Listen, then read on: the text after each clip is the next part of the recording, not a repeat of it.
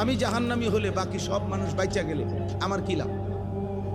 হ্যাঁ, তাইলে হাসরের ময়দানে যদি আল্লাহর নবী সাল্লাল্লাহু আলাইহি ওয়াসাল্লামকে আল্লাহ তাআলা বলে, বন্ধু সকলকে জান্নাত দিলাম, একজনকে ছাড়া, আর সেই একজনের নাম যদি হয় আনিসুর রহমান, তো বাকি সবাই জান্নাতে গিয়ে আমার কি লাভ?